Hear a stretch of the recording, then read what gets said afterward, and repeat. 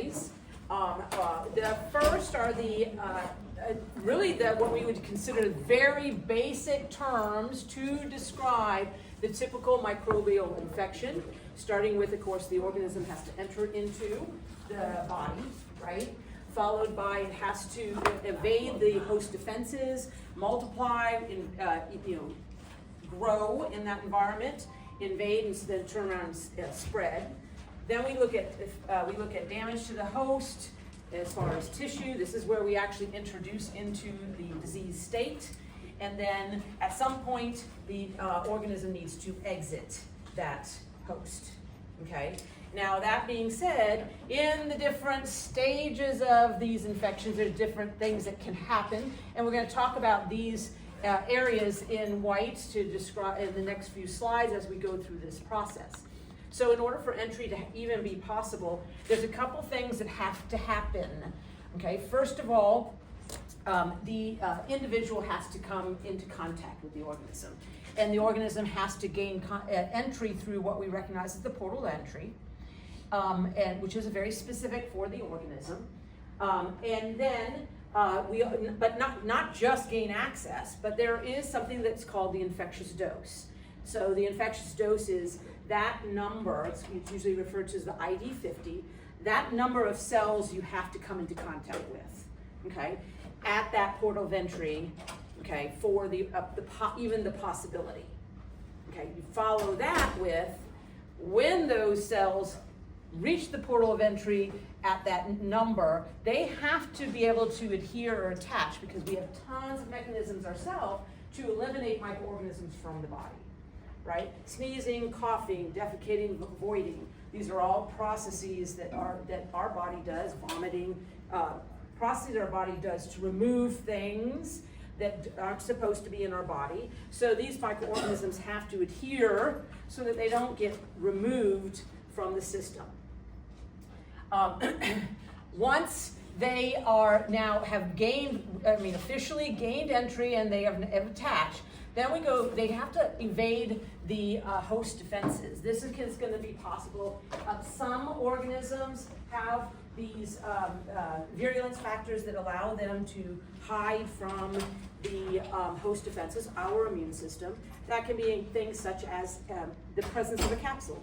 The capsule is a glyclax we've talked about when talking about the bacterial cell. And the capsule is oftentimes made of something that is recognized by the cell, like hyaluronic acid, thereby hiding that cell, much like a wolf in sheep's clothing, right? And hiding them from our immune system, or the host immune system. And then there's also anti-phagocytic chemicals that they may be able to produce that will prevent the host from being able to recognize them and remove them from the system.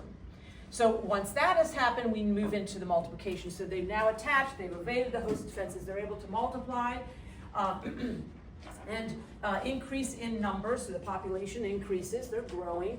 And then depending upon the particular infection, they may actually move into other areas. That'll depend upon whether it is a local infection, whether it is a focal infection, moving somewhere else, right? Or whether it is systemic, so it travels through the system to multiple tissues. Okay, so how to what extent we see the invasion and spread just depends again upon the disease state. And the particular microorganisms. Okay, and then we have the damage to the host tissue. This can occur in multiple ways. We have extracellular enzymes that the organism might produce. We'll talk about the exotoxins, endotoxins that we'll talk about as ways that the microorganisms are going to damage the host tissue. Okay, thus officially moving into that disease state. Finally, at some point, these bacterial cells are going to leave that host, right? You damage that host enough, you need to get out of that host to the next host in order to continue multiplying. And I've mentioned before, it doesn't do the bacterial cell much good to have its host die, right? Because when the host dies, it stays where it's at, is no longer interacting with other organisms, other hosts, for that bacteria to now transfer to another host. Okay? Now, on the bottom here across is actually what we refer to as the stages of the infectious disease. Okay? That is, the stages are, we have an incubation period, a prodromal period, illness, decline, and convalescent, before we reach, of course, the individual is recovered. Okay? So with the stages of the infection, the incubation period is where we see no signs or symptoms. This is where the organism you've made contact, the organism is going through that process of entry and trying to reach that status of being able to multiply within that host. So you're not going to see a lot of signs and symptoms that the organism is present. The incubation period can be less than a day if we're talking about something like food poisoning, where it's really the ingestion of the toxin that's the cause. Or it can be about a day if you're talking about influenza. Okay, so that really, the incubation period can be over a short period of time before you're now going to see the disease effect. The incubation period can be several days, like we see with cholera, anywhere from 2 to 3. It might go on to maybe say 5, 5 to 7 days, like we see for genital herpes. We can last for several weeks where you're in the incubation period, which is what we see for syphilis. We can also go into months at a time, which is what we see for something like hepatitis B, and even years when we're looking at AIDS and something like leprosy. These are really slow progressing diseases. The incubation period is very long. It can be 8 to 30 years, depending upon the particular organism in those cases. Okay. Now, after the incubation period, you move into the prodromal period. The prodromal period is really where multiplication, invasion, and spread is actually happening. And during the prodromal period, you're looking at vague general symptoms. The individual's really, at this point, is going to start recognizing that they might have something. Okay. During the prodromal period, it's not likely that we see spreading of the pathogen from one host to the next, right? Because it starts multiplying, and you're not quite under the weather enough to isolate yourself. Okay, so you're still interacting with a lot of people. In general, your normal day-to-day activities are still happening. You just know that you're starting to feel under the weather. Then we move into the illness, which is the most severe signs and symptoms.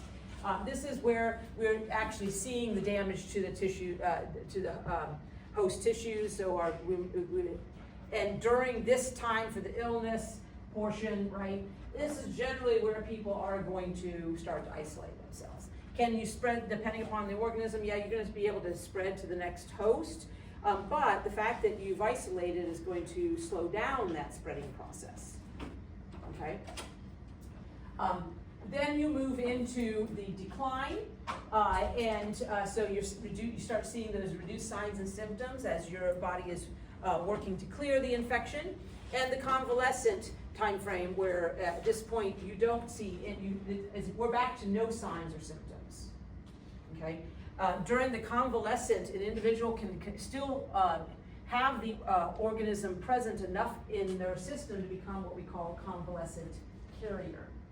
Okay, so it's a type of human carrier where they are recovering from the disease state, and yet they have enough to be able to pass on to the next individuals, even though they're showing those signs and symptoms. Yes, the organism can, and again, it depends upon the particular organism where you see the peak transfer from transmission from one host to the next, but it can occur at any point across the board, right? But we see more during the early stages or the latter, generally because of that separation that the lack of separation that people are doing during those times, as they are not as feeling the effects as severely. What else did I need to say about that? Okay, so that then is the different stages that we are going to see in the infectious disease. All right. So we do need to kind of talk a little bit about terminology in order to, discuss the movement of these microorganisms to be able to produce a disease. Okay, so pathogenicity, this is the term used to describe the ability of a microorganism to cause a disease. So some microorganisms are pathogenic, some are not, right? We had our true pathogens we've already talked about, and then those opportunistic pathogens. And then you have some other microorganisms that have no pathogenicity. Okay, they're just not linked to causing of infection and disease. Now, the degree of pathogenicity can be determined by the virulence of the organism. Okay, so that the virulence just describes the degree. It either has a high virulence or a low virulence. Okay, so that's that's your degree, that aspect, and that degree is going to be determined by the virulence factors. Okay, and the virulence factors are what's going to contribute to that degree of pathogenicity or that virulence. And that will be what the microorganism has the ability to produce or perform that then promotes its ability to cause disease. So one of the earlier steps is adhesion, attaching, okay, so that that bacteria doesn't get flushed out of the system, okay, before it can establish. So things such as adhesion factors are going to come into play. The ability to be part of a biofilm is going to be coming into play because that helps with attachment purposes. Also, as part of the biofilm, there also tend to be less resistant to, more resistant to antimicrobial treatments, right? Because they don't function metabolically or physically, that they're not the same as when they are free living. The ability to produce extracellular enzymes, right? Maybe they produce 5 or 6 or 7 different extracellular enzymes. Maybe they produce none, okay? But those that they do produce, are going to play a role in that tissue damage, therefore promote their ability to cause the disease state.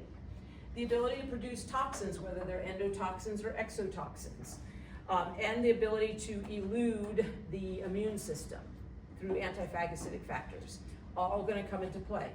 Now, if for some reason a microorganism loses, right, so they have specific, virulence factors. If they lose those virulence factors through mutational changes, right, then they're going to become what we refer to as avirulent. Avirulent means that it is a pathogen that has lost its virulence. Some microorganisms can gain virulence factors. Some of your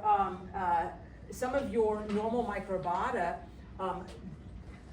you have the organism as part of your normal microbiota, but when they become infected by a bacteriophage, they gain genetic information that provides them virulence factors that now allow them to cause disease in the host. So now all of a sudden you get sick from that particular microorganism, only because it has been infected. It has been infected by a bacteriophage.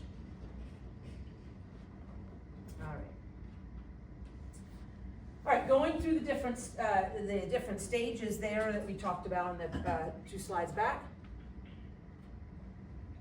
With entry, we have the portal of entry. The portal of entry is the site to which the microorganism enters into the body. There are 3 major pathways. That's the skin, the mucous membranes, and the placenta. The skin, of course, the outer layer of is dead skin cells, and so it's going to, in general, act as a barrier. That nicks and tears in that outer layer, right? The epidermis is going to provide entry pathways into deeper tissues for an infection to occur. Other organisms actually have the ability to produce their own entryway, such as some of your mites. They actually have the ability to burrow into those outermost layers. As some microorganisms have some virulence factors, such as extracellular enzymes, that can digest the outer layers of the skin, and therefore they can gain entrance on their own. They don't. These type of organisms don't require you to have a nick or a cut to get into that deeper tissue. They have the ability to make that entry themselves. The mucous membranes. Here we're looking at all of the cavities that are inside of the body that have access to the outside world, right? That is from mouth to anus. That pathway, there, as well as the respiratory, is lined with the mucous membranes. And the mucous membranes is a very thin layer, okay? But it does have the mucus as protection. It is moist. It is an area that's, so in those areas we're looking at the respiratory tract and the gastrointestinal tract. If we talk about the respiratory tract is the most common site of entry.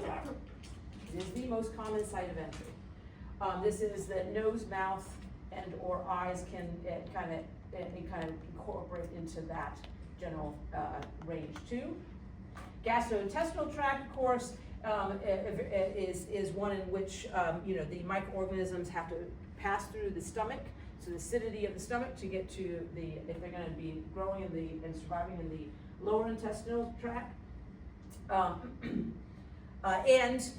These are oftentimes these organisms are oftentimes related to your fecal to mouth transmission process. Okay. The placenta, okay, normally there's a protective barrier there. Mom's blood separating from fetus blood, right? But we do have a group of pathogens that are able to cross that barrier and gain access. It is never beneficial for the growing fetus, okay? The outcome, of course, is generally, spontaneous abortion, birth defects, premature birth, okay? All of which are not going to have any positive effects for the growing fetus. They actually have a term called TORCH, T-O-R-C-H, that kind of groups those organisms that we know can cross the placenta. T is for the disease is toxoplasmosis. This is the organism Toxoplasma gondii. Its primary host is the cats. That's the one I talked about the other day about the transfers between the cats and the mice. O is actually for other, because it kind of encompasses a group, such as the disease being syphilis, chickenpox, hepatitis B, HIV, fifth disease are all grouped in there. Some of those are viruses, some of those are bacteria that are the cause, okay? And then, of course, R we have is for rubella, right, which is measles. We have C, which is for cytomegalovirus, and H is for herpes. In this case, we're looking more at herpes simplex viruses, okay, 1 and 2. Although chickenpox 2 is a herpes virus, okay, it's herpes virus 3. So, we know then that particular family of viruses does have the ability to cross the placenta.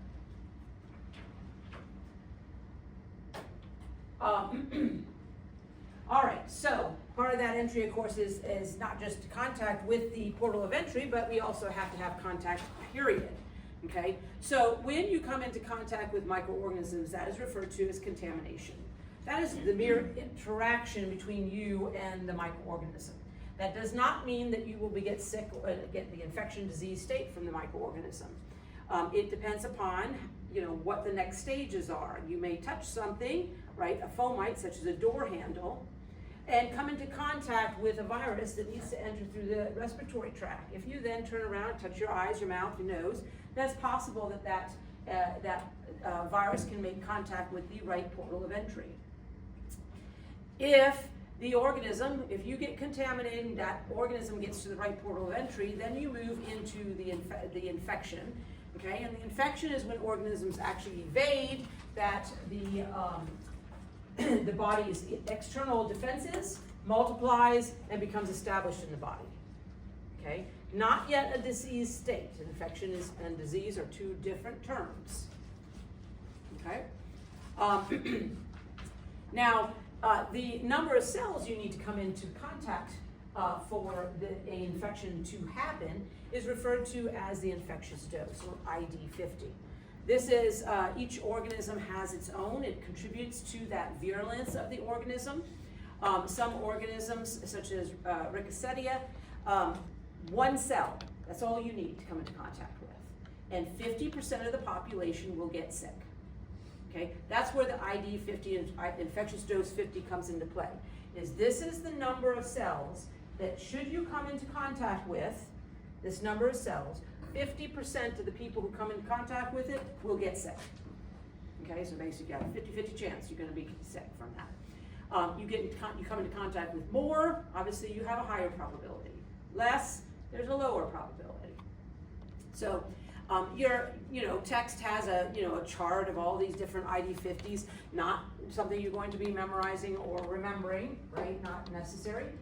The goal here, though, is just to recognize that the lower the ID50, such as one cell, well, that indicates that organism is more pathogenic than, say, is more virulent, I should say, than, say, another organism who you need to come into contact with 100 or 1,000 or 100,000 cells, right? The more cells you have to come into contact with, the lower its degree of pathogenicity.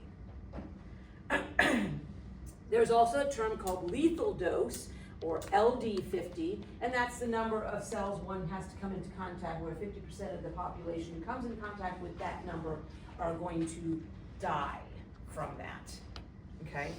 So this is that morbidity and mortality terminology that if you go through this unit, they're talking about. Infectious dose is the morbidity versus lethal dose is the mortality numbers.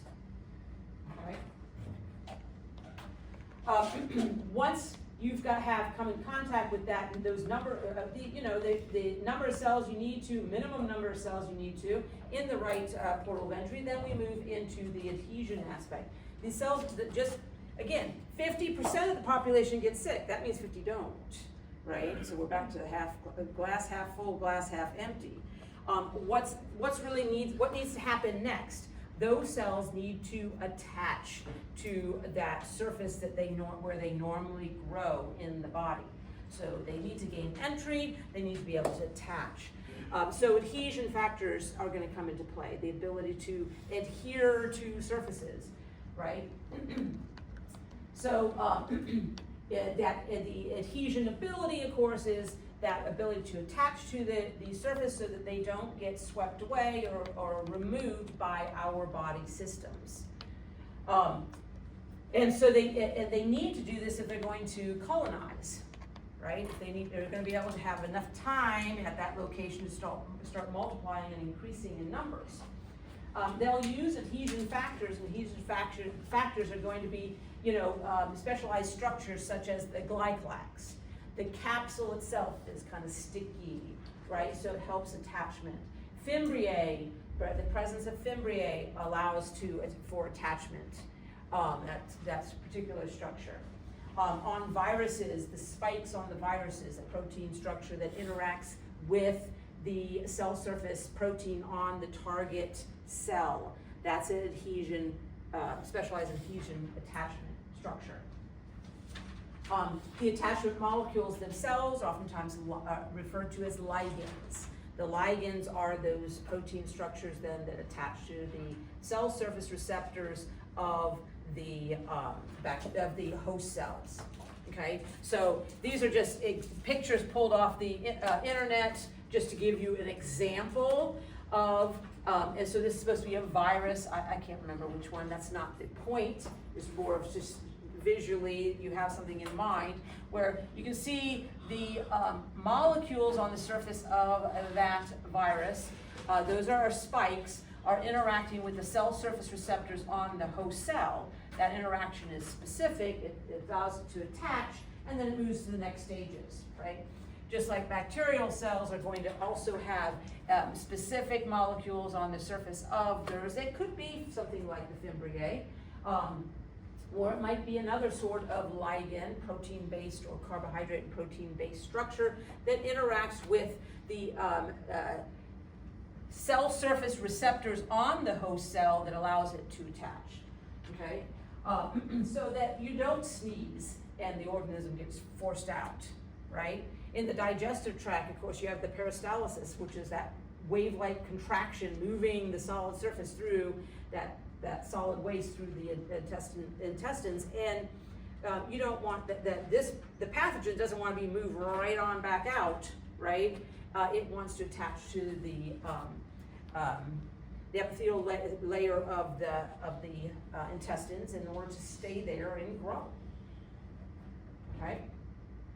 Now, if you if there's a mutational change where the adhesion structures, those adhesion molecules are altered, okay, that can prevent an infection. That could prevent the infection because now there's that interaction isn't there, and that bacteria becomes avirulent.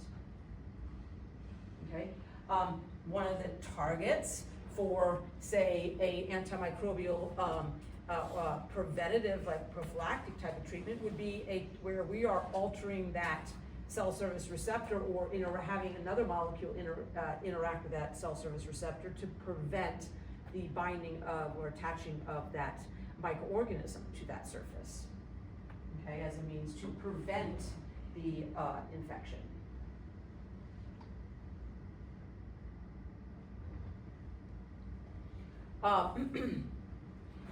So they had a little table there in your text that gave you some examples of adhesions and their target sites, okay?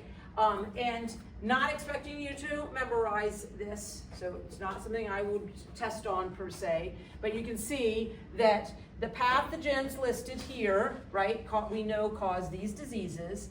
So each of them has their own specialized proteins. Some are the fimbriae itself. Here we got a pili. Others are just a straight protein, okay, that are going to interact with some sort of surface in the body, whether that be a direct solid surface, for instance, the teeth, or a cell surface receptor on a particular group of cells, okay? And that also identifies then where this organism is likely to be found and to grow in that host.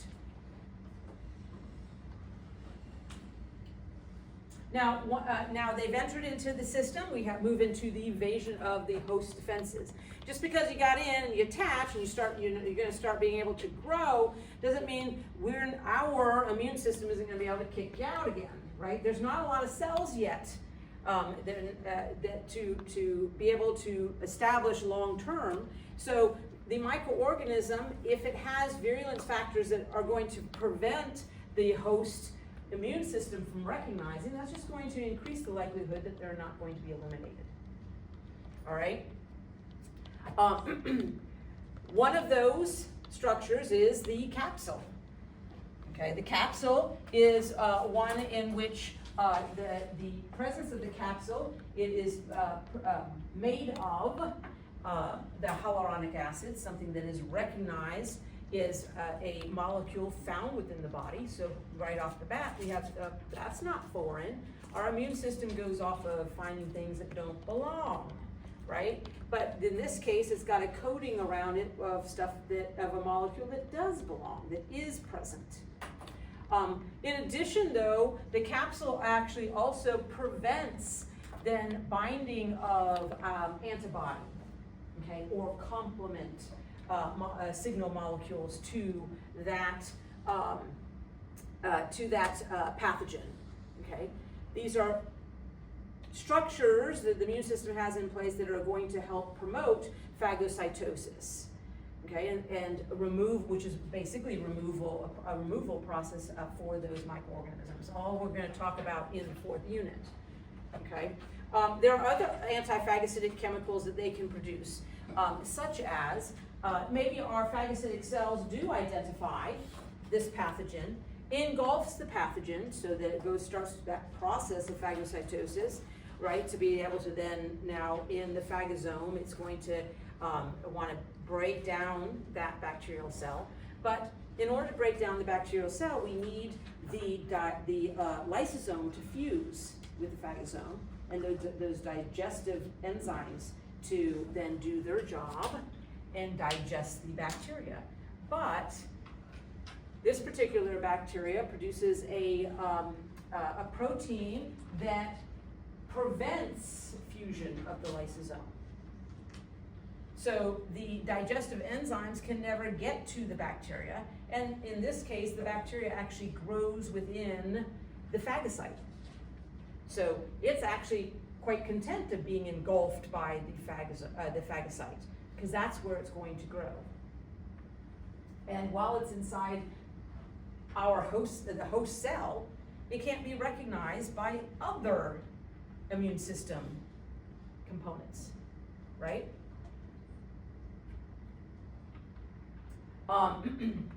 Some microorganisms produce leukocidins. Leukocidins directly destroy leukocytes, right? White blood cells, part of the immune system. So their means of evading the host system, host defenses, is literally to kill off the white blood cells that are involved in those host defenses. We also have, and we see this with, say, Staphylococcus aureus, and you actually tested for it in the lab, is that an organism such as Staphylococcus aureus produces coagulase. How is that beneficial? Well, coagulase, what it's going to do when it produces coagulase, it is going to clot. So it creates a clot around the bacterial cell, separating or isolating that bacterial cell from the immune system. And then the bacterial cell grows in, or multiplies within that location, as well as kind of hangs out and waits. As your body, the inflammatory response slows down, this is when the bacterial cell turns around and produces something called kinase that breaks down the clot and releases the bacteria from that clot, and now the bacteria can move around, and your immune system has calmed down since that initial tissue damage from whatever it might have been that introduced that bacteria. Okay, so these are all different ways in which these bacterial cells can try to evade our host defenses.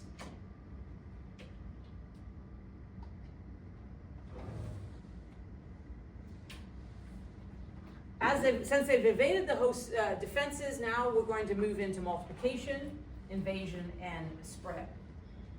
Okay, so they're going to be increasing in population. Sometimes that means spreading to other areas. Sometimes that means they're going to stay locally. It depends upon the particular organism.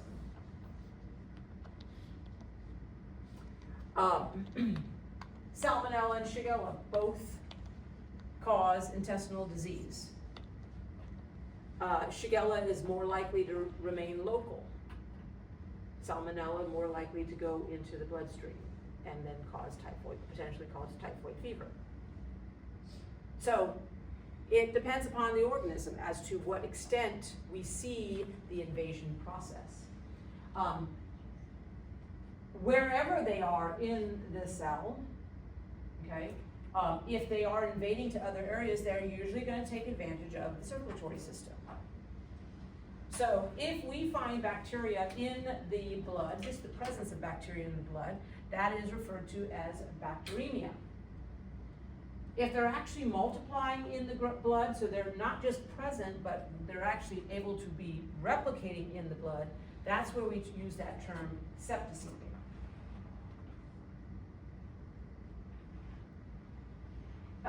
Viremia is where we're seeing viruses in the blood. We don't have a separate term for when they multiply in the blood because they don't multiply in the blood, they multiply in a cell that might be in the blood, right? Or in another, depending, whatever its target cell is, they are always going to be in a cell, not just in the blood. Necrosis, of course, is as the term used when you have accumulated damage in a particular area, and we see death of both the bacterial cells and the tissue in that area. And necrosis is usually due to the significant amount of waste product that's being produced by these cells, and whether they be bacterial cells or tissue, right? And that's going to cause continued damage.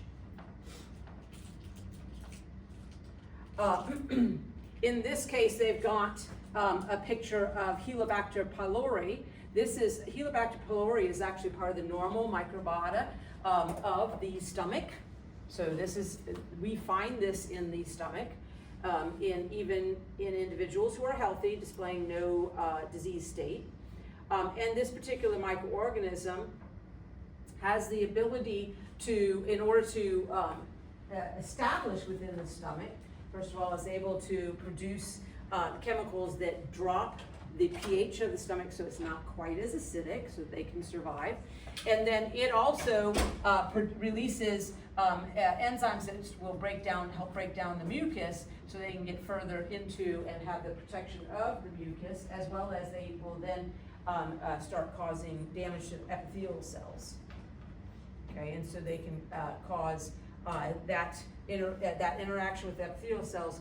That over time, you can have an ulcer effect, as well as these are recognized as one of the leading causes of stomach cancer.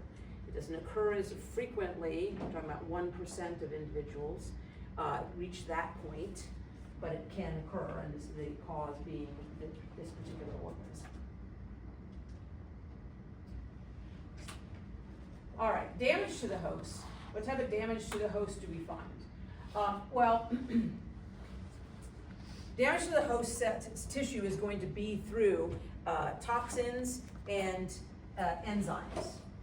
The enzymes are what we refer to as extracellular enzymes, because these bacterial cells make the enzymes and send them into the environment. Okay, and the enzymes in the environment then break down different macromolecules. So these are extracellular enzymes are going to help facilitate the invasion process. It's also going to help support growth by breaking down nutrients so that the organism can then absorb the smaller nutrient sources. And it is going to play a role in that idea of defending against the immune system, such as when we're talking about those leukocytins. Extracellular enzymes, and notice that most of them end in ASE, which is pretty common for enzymes. And they usually tell you what their target is. Hyaluronidase degrades hyaluronic acid. Okay, and hyaluronic acid is important in the cell because it's kind of that glue that cements cells together. And so by breaking that apart, then especially when we're talking about the mucous membrane, these bacterial cells can gain entry to deeper tissue. You have collagenase, degrades collagen, that is the support connective tissue for the epithelial cells. Okay, so that's going to promote spread into deeper tissue. DNase degrades DNA that's released by the dying cells. Okay, and that's going to be helpful so that they get those nucleotides so that they can absorb and take in those nucleotides. They don't have to produce them, they can take it in from the environment as a nutrient source. The phospholipase C degrades phospholipid bilayers of the host cell. Okay, that's going to cause cytolysis. Gelatinase breaks down gelatin. Mucinase breaks down mucus. Okay, keratinase breaks down keratin. So the name generally gives you an idea of what the target is, and it depends upon the particular organism and that we're seeing. Of course, gelatinase is not something as humans we're not so concerned about, but when you're looking at microorganisms, various microorganisms don't just cause infectious disease in animals, but also in plants, right? And so gelatin is something we see in those the algae. So this is where these, where you have the different organisms that are can be affected. The toxins. We're looking at toxins. These are going to be chemicals that harm tissues or trigger host immune responses that cause damage. Okay. You have toxins can be taken in through ingestion. Okay, so they can be taken in into the blood where we have toxemia.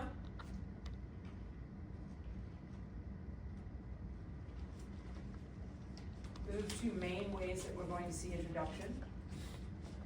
When we are looking at the toxin, a disease caused by these toxins, oftentimes, well, it depends upon. We have two different types of toxins, exotoxins and endotoxins. Okay? The exotoxin specifically, it's not the microorganism growing in the body that's the problem, it's the toxin produced by that microorganism. In fact, you don't even have to take in the bacteria, but rather just ingest or take in the toxin itself, and you're going to have a diseased effect.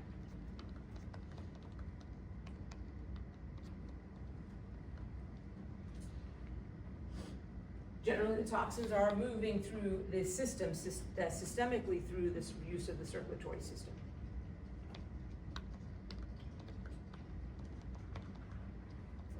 Exotoxins. These are grouped into three categories based on their target. Okay, so exotoxins are very specific. They have target sites, target cells. Okay, so they can be intracellular targeting, membrane disrupting, or superantigens.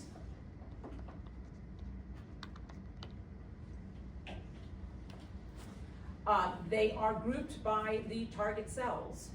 So we reference them by what they target. Neurotoxin, right? Nephrotoxins, enterotoxins, cytotoxins, all telling you what their target is. Neurotoxins are going to be targeting the nervous system. Nephrotoxins, the kidneys, right? The enterotoxins, the intestinal tract. Cytotoxins are going to be performing a very specific activity of killing or lysing the cell. Supertoxins stimulate excessive activation of an immune system. Okay, so they are actually going to have an additional, they're going to be working with the cytokines and the signaling aspect of the body system. Okay. Exotoxins, very small amount can have a very large effect. Endotoxins, and exotoxins can be produced by any type of bacterial cell. Endotoxins are a portion of the lipopolysaccharide, okay? The lipid A of the lipopolysaccharide. So the lipopolysaccharide is what helps form that outer membrane of the gram-negative cells. So endotoxins are specifically produced by gram-negative cells. Endotoxins, referred to as endo because they're a toxin that is in the structure of the cell. That is that outer membrane. So endotoxins are going to be a little bit different. They're not secreted into and produced and secreted, but rather they are produced in part of the cell structure, the outer membrane of that cell wall. As such, they do not have any effect on the host unless you kill a lot of these gram-negative cells at the same time. Okay, so as these gram-negative cells are dying at the same time, the components of the cell are breaking down, releasing that lipid A, which is going to then cause non-specific symptoms such as fever, diarrhea, and vomiting. It can be as severe and life-threatening as endotoxic shock syndrome, and one can die from it, okay? But usually you're looking at large amounts being released, right, at the same time, and the more that are being released at the same time, the higher the negative effect on the host system. But it's very much a systemic effect. So your textbook breaks it down, it has a table kind of breaking down the two. Okay, so we have endotoxin here, exotoxin. Our source, endotoxin, as I mentioned, because it's part of the lipid A component of the lipopolysaccharide, this is part of the outer membrane of the gram-negative cell. Just gram-negative cells are going to produce that. Exotoxins are a protein, are composed of protein, and therefore any cell can produce it. Okay. We test that a lot. Separation between the two, exotoxin and endotoxins, sure. Be able to differentiate. The effect on the host, endotoxins are systemic. Okay, and because it is not a protein, it's actually very heat stable. And then they have down here the LD50, so the lethal dose 50, you'll notice is very high. You have to have a lot of that lipid A present to have a mortality effect on the host. As compared to our exotoxin as a protein, it is actually going to, though some might be heat stable, for the most part they are going to be denatured by heat because it's a protein. It requires that 3D shape. And that the exotoxins are very specific. They have a target cell or group of cells that they're going to interact with. And so you only need a little bit present, and that little bit is going to circulate through the body and find just those cells and interact with just those cells to have a large effect on the system. And therefore, the LD50 is much lower.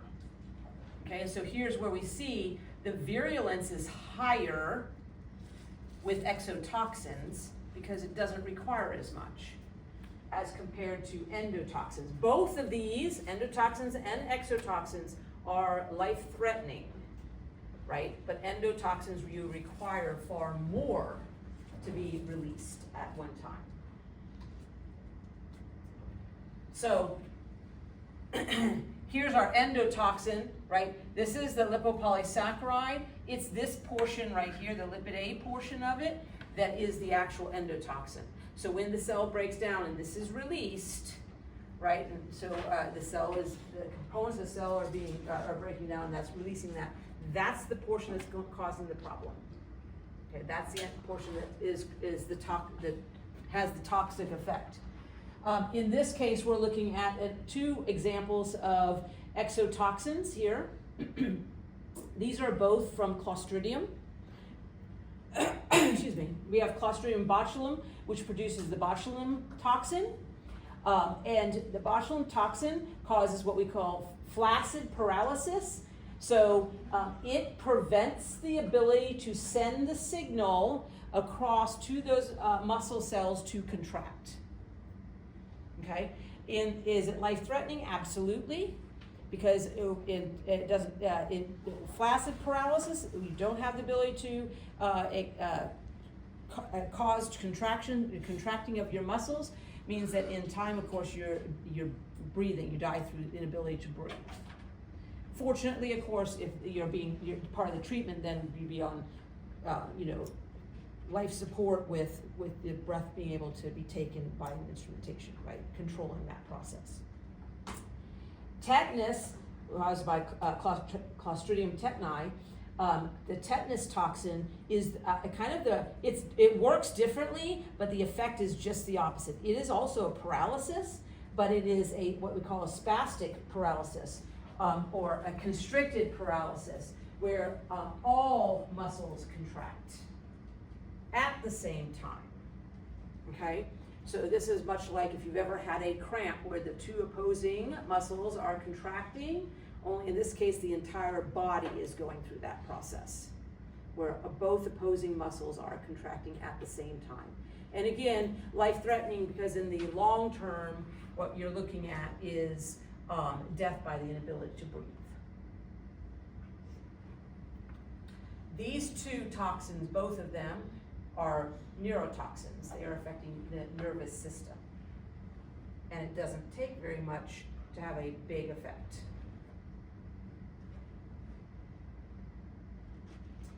All right, and then eventually, of course, the cell's gonna, these microorganisms, are going to want to exit that cell, so they're going to exit through the portal of exit. So they're going to leave that host. Many times the portal of exit is the same as the portal of entry, but not always. Usually when exiting, they're exiting through the body's secretions and excretions. Okay, such as coughing, sneezing, talking, laughing, shedding of skin. Fecal material, right? Voiding, vaginal secretions, semen, or other secretions from both male or female from the reproductive tract region, or blood when you have a nick or cut. Okay, these are all ways in which they can secrete, or an insect bite, right, with a mosquito. We'll talk about that in modes of transmission in a minute, in a little bit here. But that would be another, route where it's exiting through the blood. Okay, so all these are different ways in which they exit they can exit the body. Just because they enter the respiratory tract does not mean they have to leave the respiratory tract, but usually it's the same route, right? It enters through the respiratory tract, and then through some sort of secretion through the respiratory tract is how it exits. I'll give you an example of one that doesn't work, that certainly doesn't work that way, just to demonstrate that it's not all of the time. Hookworm. Hookworm is you get, people get it, you generally because they're running around barefoot, okay? And it enters in through a cut or nick in the foot. It travels through the circulatory system to get to the lungs, where it grows for a little bit. You aspirate it and then swallow, and it gets into your intestines, and in the intestines is where it actually grows, the bulk of its life in the body. And then it excretes through feces back into the soil for the next person to go through that process. That's disgusting. Yes, it is. But you can see where in this case portal of entry is through the skin, right? But the portal of exit is through fecal matter. So not all the time is it the same. Most times, yes, but not necessarily 100%. Okay? Let's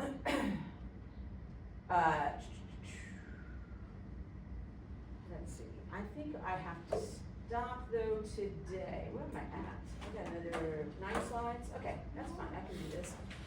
So on Wednesday, we'll finish up these, and then we'll go through our little exercise of questions.